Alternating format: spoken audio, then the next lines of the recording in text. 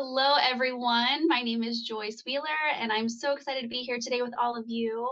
A little bit about me: I am a mother of three amazing kids, and I have been on the incredible journey of being a gestational surrogate twice. So now I'm lucky enough to be able to help many families navigate the path with Fairfax Surrogacy. So I'm going to shift the spotlight a little bit to our remarkable guest today, Lisa Schuman, founder of the Center for Family Building. Lisa has personal experience in all family building, from fertility treatments to surrogacy to adoption. She is a highly respected, qualified professional in the fertility field and has lectured extensively. She has written numerous articles on a variety of family building subjects, including her new book about choosing an egg donor that is available now for purchase. Building a family through surrogacy is such a personal and profound journey, and the bond between intended parents and their surrogate is like no other. So today, we're going to talk a little bit about how you can set yourself up for a good relationship with your surrogate. So to get started, Lisa, it's wonderful to have you here today. Thank you so much for chatting with me. Would you feel comfortable sharing a little bit more about yourself? Sure. Well, thank you so much for having me, Joyce. And I'm really grateful to be here and to talk to everyone about things that I know.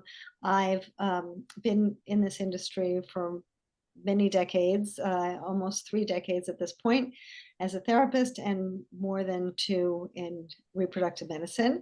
I've worked inside of many clinics. I've been on staff at some of the best clinics in the country, and I've been in this private practice called the Center for Family Building, where we have resources for lots and lots of resources for patients, which we can talk about a little bit later.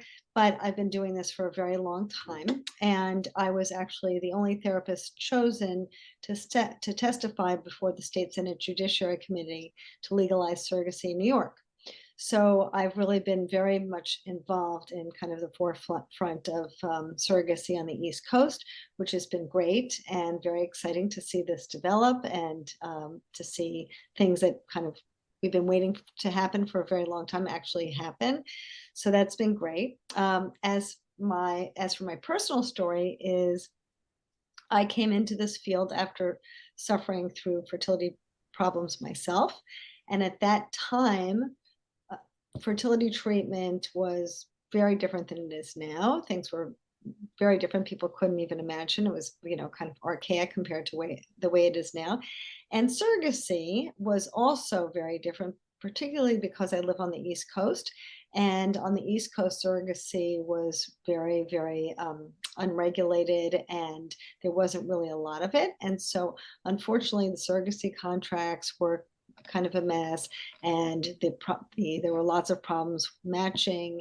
So there were many, many, many problems, and we had problems with our surrogate. We had problems with the contracts. We had all kinds of problems, and ended up adopting our three children instead.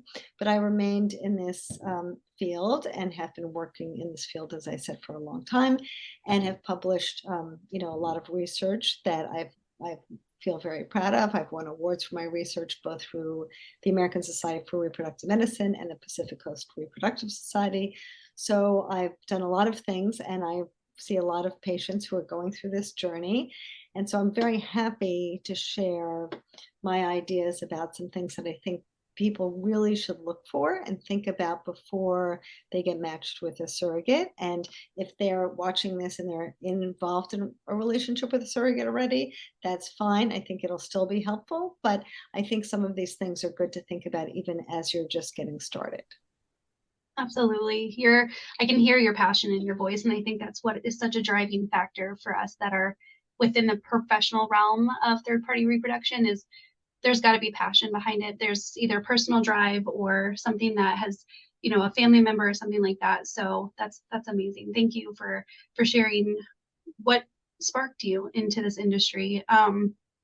Given your personal experience with surrogacy, what do you believe may be the most crucial aspect of establishing a strong relationship with a surrogate for those intended parents coming into this? Mm-hmm.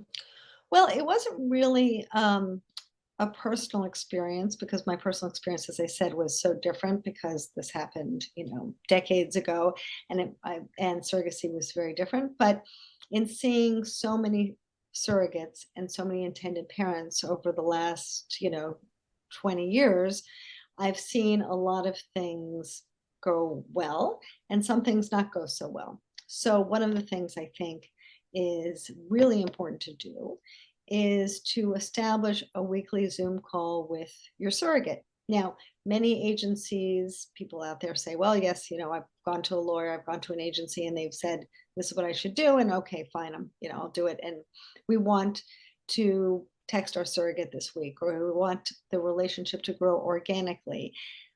There's all kinds of reasons why people say this doesn't make sense for them. So I'm going to tell you why I think it does make sense. So when you start a relationship with a surrogate, very often there is an experience for many people, not everyone, but I would say the majority of people, of feeling completely in love with each other. And I think that happens because surrogates are by nature, people who gravitate to do this, are giving and loving and caring people. They like to help other people. This is just part of their personality. And I suspect Joyce, you're the same way.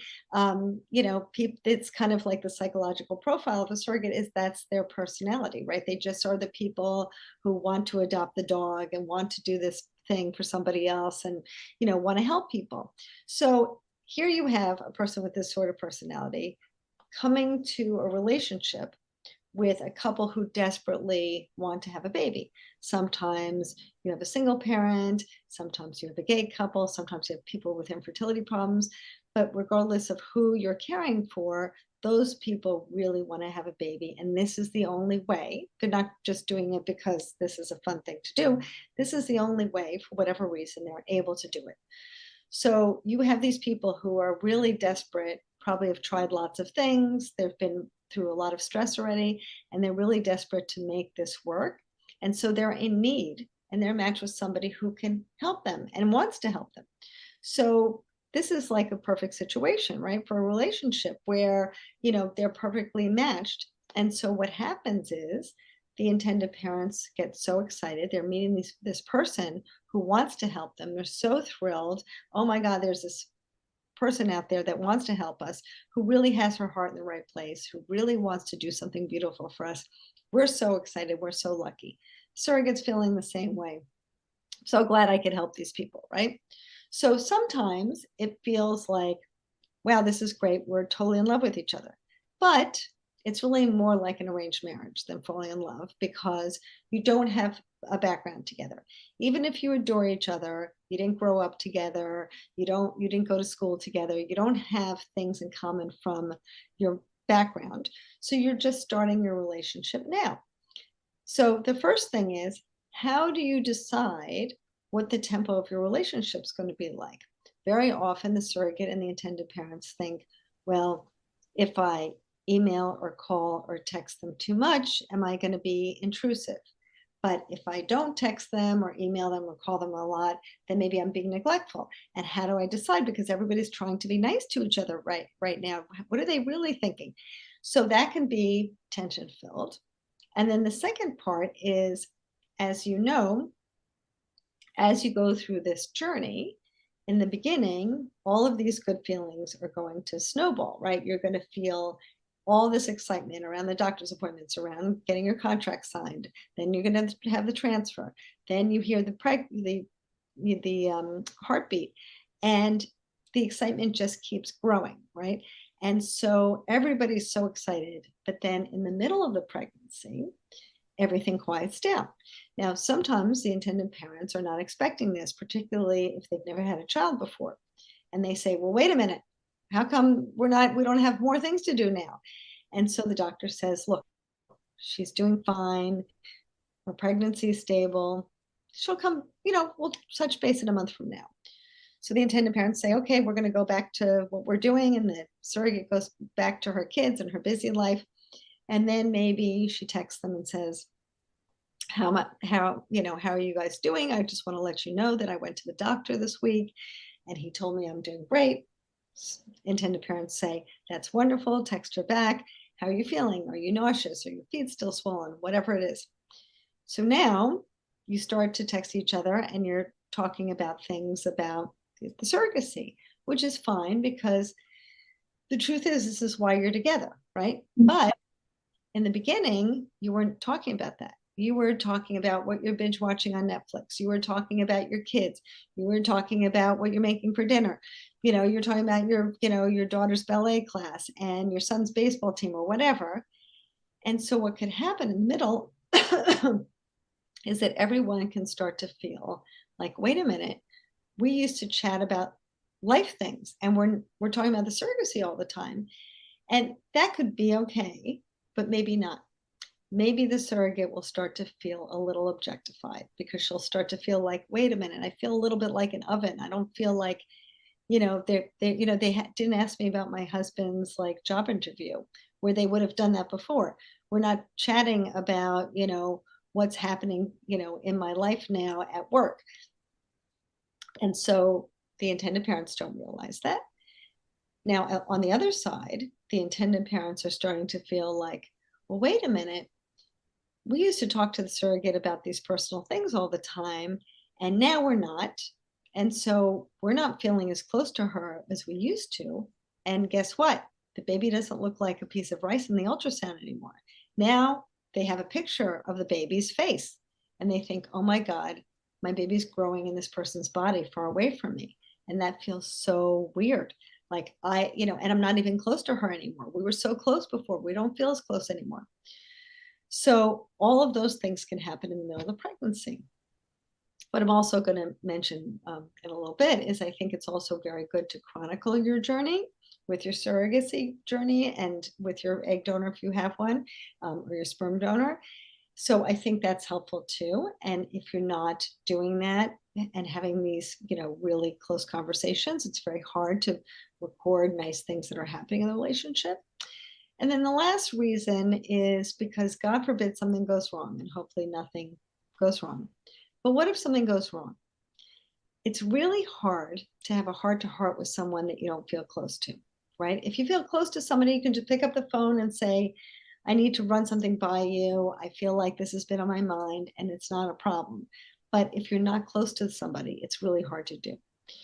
So for all of those reasons, I think the solution is to set up a weekly Zoom call from the beginning, even if it feels a little bit forced. People say, oh, I want to have this organic relationship.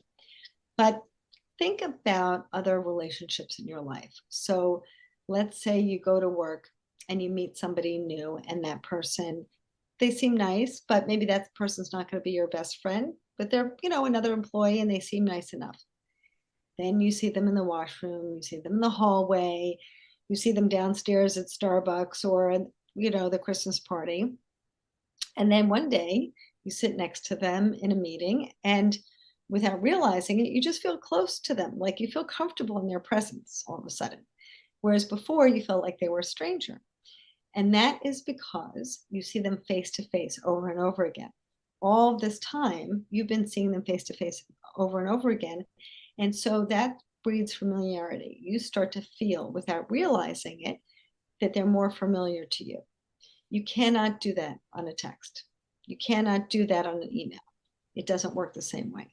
If you see somebody face to face over and over again, your body starts to recognize that person as somebody who's safe, somebody who you feel comfortable with, somebody who can bond with. So without realizing it, you're starting to create a bond with this person that you don't even realize, because you'll every week, maybe you put your kids to bed at 7 o'clock and you say, okay, let's hop on the Zoom call at like 7:30, and for 15 minutes you just chat about the parent teachers conference, or about wanting your kids want a guinea pig or whatever it is.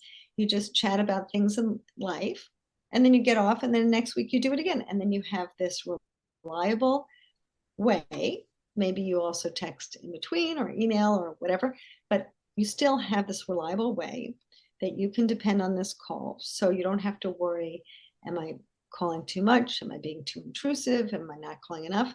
Everybody's off the hook. They know they have this appointment. And it's a way that to be able to stay in touch with each other in a very personal way, so that by the time you get to the middle of the pregnancy, you guys will have this buildup of a relationship. You'll start to develop this foundation that you can fall back on no matter what. If you have difficulties, if you have problems, and even if you don't, It just will bring you closer. Yeah, definitely. Surrogacy is a very interesting way to connect to another person. There's, like I said, there's no relationship like it, and it takes setting those expectations early. You know, when we go through matching process, we match based on personality and moral values and what we think would be a good fit.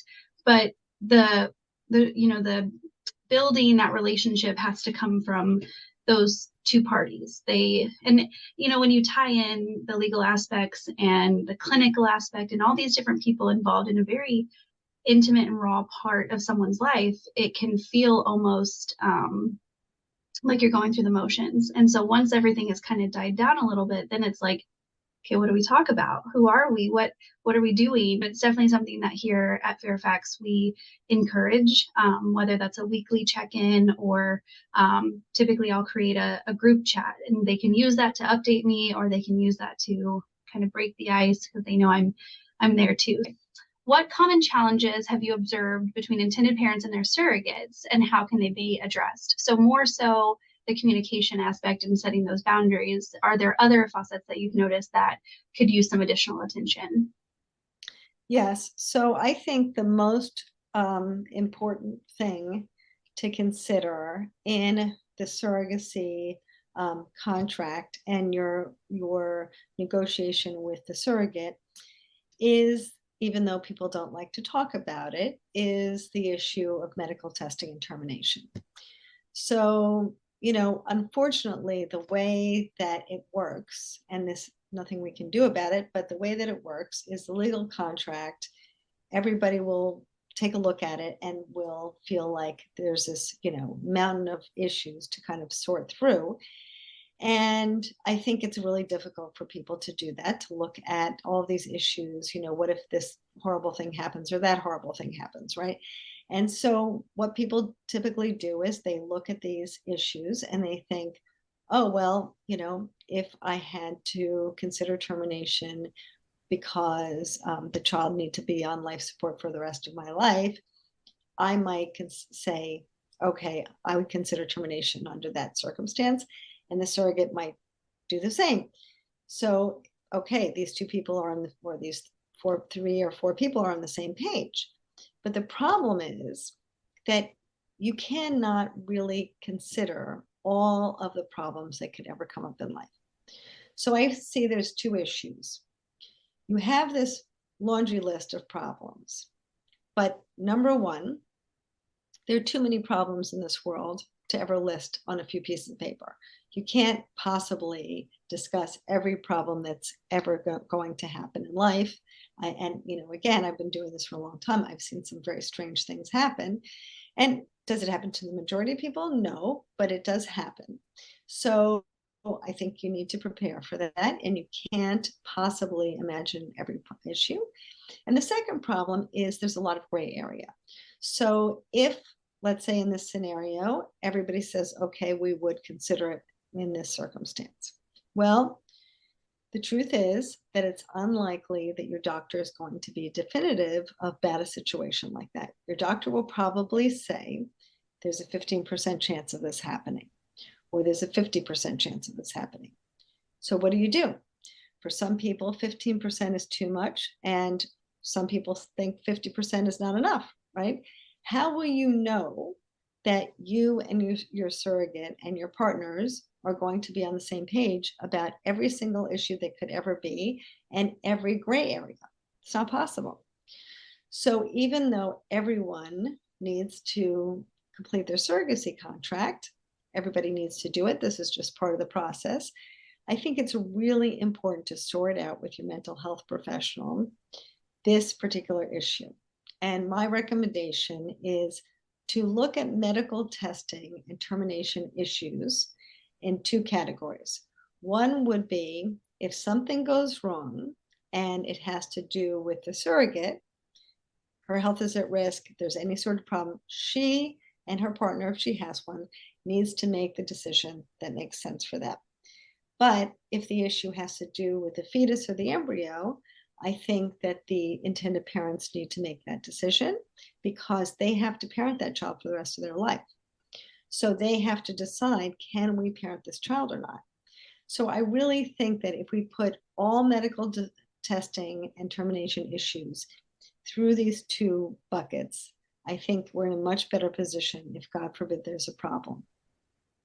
Absolutely. No, it's something that we discuss briefly during our match call, but it's something that we send over to our mental health professionals to dive into, because in the contract, like you said, there's going to be theoretical situations that pop up, but at the end, it's a decision that is not made lightly. It's not something that anyone wants to talk about, but being in the industry as long as we have, it comes up. Unfortunately, there is no perfect situations, and it's something that's very important when entering into a commitment with another person. So, Yeah. And research shows that in these sorts of scenarios, what typically happens is, even if everybody is on the same page and everybody knows what the expectations are and everybody knows what would happen in any particular situation, when faced with it, it's still a really difficult situation. And so what do people do? They get second opinions, third opinions, fourth opinions. They travel the country trying to find out what is going to happen, because again, the doctor is probably not going to be definitive. So they want to try to get a handle on, is this really going to happen or not going to happen? And how bad is it going to be? And so then, of course, the pregnancy progresses, and then it becomes even more difficult to make a decision, right? So unless everybody is really clear at the beginning and they have a good handle on this, that they're on the right page with each other, and they can really put all decision making into those two buckets, I think it's going to be really, really difficult if they get faced with that. So I think it's really important to clarify as much as they can up front. Absolutely. In the event everything is going well and we have a beautiful journey folding out, what are some ways that intended parents could foster the emotional connection with their surrogate without overstepping the boundaries that they have worked so hard to initially establish? Mm-hmm. Well, as I said, I think the key is to schedule that weekly Zoom call and to make sure that you have that on your calendar and that everybody can depend upon it. And that people really feel committed to that. Everybody's kind of committed to it. I think it's also very nice for intended parents to think about what's going to happen after the delivery, because, you have this very intense relationship with your surrogate, and you experience this thing that is just monumental, right? The birth of your child. It's very emotional. It's emotional for everyone. And even though the intended parents they can't grasp it, it's really, as you know, very emotional for the surrogate too, right? She wants to see how happy the intended parents are. This is something that she's helped create this family, right? So everybody is feeling super emotional. It's like an amazing experience. And then the intended parents go home and the baby fog is real, right? And so they are now in this baby fog where they can't even, see straight and having a hard time figuring out how to take a shower. So without realizing it, they may not call the surrogate or check in with her for a while. And even though the surrogate is appreciative of that because she's had children of her own, she gets it, it still could feel badly for her because she had this intense experience. All of this stuff was kind of leading up, and doctor's appointments and, all these experiences were leading up to the delivery. And then she just fell off the radar. So I encourage intended parents to really consider that. And maybe even if they feel like they're going to be in a baby fog and they don't know if it's daytime or nighttime, put a reminder on your phone. Like, call Janie, send a picture to Janie. Like, even if you think you're going to be completely out of it and you don't know what end is up, put a reminder on your phone so that you know that you can send, a picture to your surrogate, let her know how you guys are doing at home, just touch base with her. Absolutely. Speaking from the surrogate perspective, the misconception is, as a surrogate gives birth and that baby goes home, we have this attachment to the baby and we miss the baby.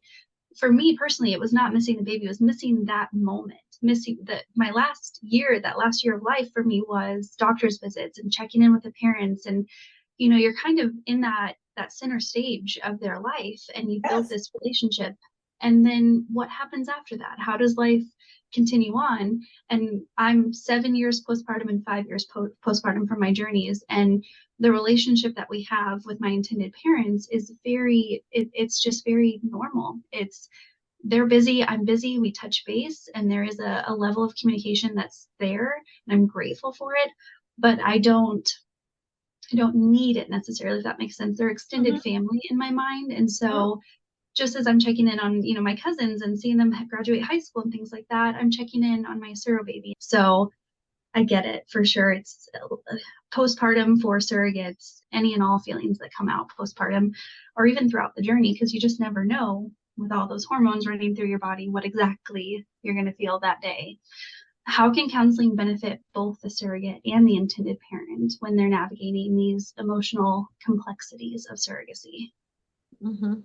Well, I think counseling is very helpful because people who are therapists who are very well educated in this area, are seasoned and have a lot of experience, have had the experience of seeing these things evolve, and they can help you catch problems. They can help you deal with your feelings. I think there's so many things to think about. Even, the surrogates' kids sometimes will not necessarily, even though they're obviously told that this baby's not theirs and the baby's not coming home, you know, the surrogates walking around the mall and the supermarket, and people are saying, when are you delivering and what are you naming the baby, right?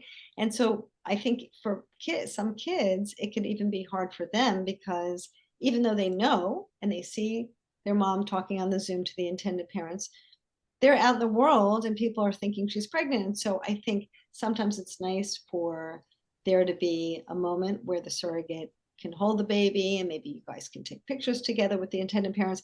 And so the kids can have some closure, because all of a sudden the mother comes home one day and she's no longer pregnant. Like there was all this flurry of activity around the pregnancy, and then all of a sudden she's not.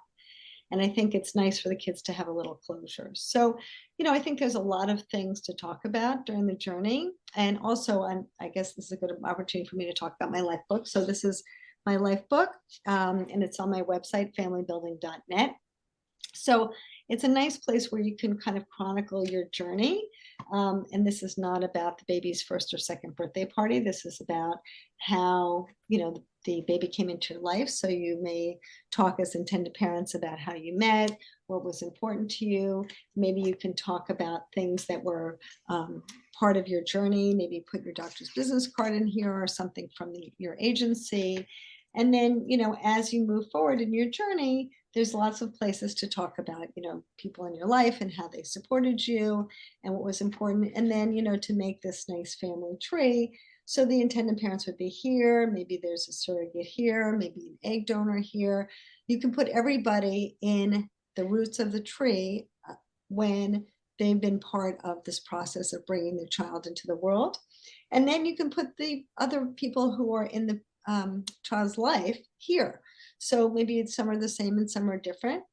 Grandparents are here, siblings, whoever, but at least the child sees, and they can, before they understand abstract reasoning and they're very young, they can have a visual representation of who are the people who came together to bring them into the world. And this is their whole family. So it really helps them, I think, have a good sense of how they came into the world. Some people grow in their mommy's tummies and some people grow in other people's tummies. And they need to kind of understand that. I love that so, so much. I think that it illustrates for a child their story. That's what it comes down to. In the future, everyone wants to know how they came to be, where did I come from? Tell me about the pregnancy, tell me about things like that. And that was so important to me during my own journeys to document it in some form. I love that you have it in this amazing book that I'm very excited. Our audience, we're excited to announce that we will be doing a giveaway of a copy of my life book on Instagram. So I'm hoping that everyone will check that out.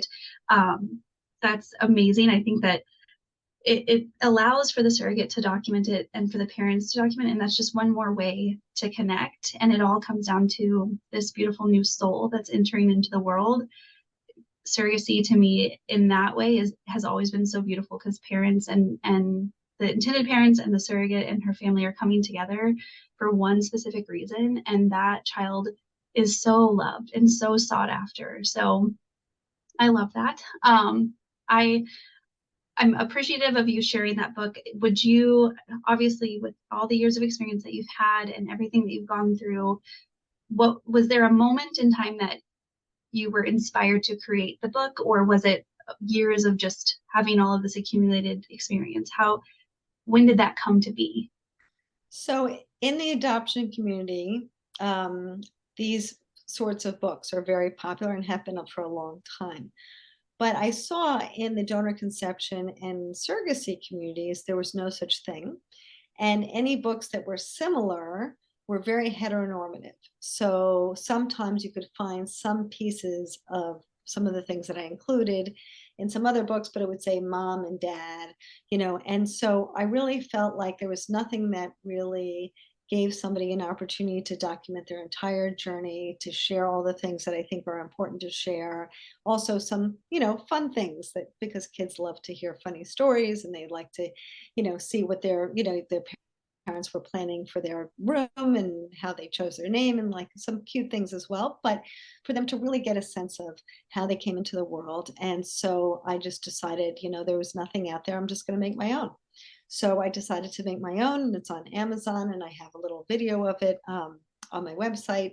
So you can take a look there, and it comes in gray and green. So if you don't like the gray, there's another color, but they're both like, gender neutral colors, of course. So that was intentional. Mm-hmm. I love it. I'm grateful that we now have that as an option, because anything to make the journey more special and anything that we can share with that future child is the reason behind why we're doing this. So yeah, and kids books, they love to. We have these great books about surrogacy for kids, but kids like to also have their own story, right? They like to see their own story, and they also like to own it. There are times where their parents might want to read to them, and they may want to share with their parents, but maybe sometimes they want to just like sit alone in their room and pull it out of their bookshelf and look at it and get some ideas, or remind themselves about how they came into the world. And maybe they want to do that independently sometimes, and that way, if they have a book of their own, they can do that. Absolutely. I'm in my 30s and I still go back and look at my baby book. I still go back and look at what my mom wrote about the popular bands of the time, or what she was craving, because for us, as adults, we think back to our childhood fondly, most of us. And even before we were here, what was life like? And it's nice to go back and look at that. So I'm grateful that we now have options for our surrogate babies that are here and very much planned for and very much sought after, and lots of things happen. And I was grateful during my journeys to share with my intended parents little things. What was I craving that day? And to see the parallels of me craving hot wings, which I've never ever craved before. Turns out my intended father adored hot wings, and so his daughter was obsessed with hot wings during my pregnancy. So it's little things like that like validate the entire experience. It makes it very, very memorable and amazing. So that's amazing. I appreciate it. Wow. Yeah, it was one of those things that I was like, I don't eat this stuff. Why am I eating this all of a sudden? And so I sent a message, and sure enough, he was like, actually, it's probably my favorite food ever. And I was like, that's also your daughter's. Good to know. So that's incredible. Yeah, it's one of those things that now, as she gets older, that's a story for her to fondly look back on. And I've gotten a few photos of her also eating hot wings. So it continued. That's fantastic. Yeah. So great story. Thank you so much for being here today and sharing about your book and about all of the things that you know and have seen here in surrogacy and egg donation. To our audience, thank you for being here, and we're excited to do this giveaway. We're excited that you're a part of this important conversation. Whether you are considering surrogacy or are already on this path, know that you're not alone, and there are resources like the Center for Family Building and for Fairfax Surrogacy to guide and support you. Thank you to everyone for joining us to watch this webinar. We hope that you connect again with us soon.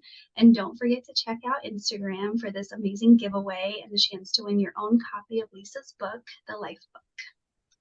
Thank you so much for having me. Of course, of course.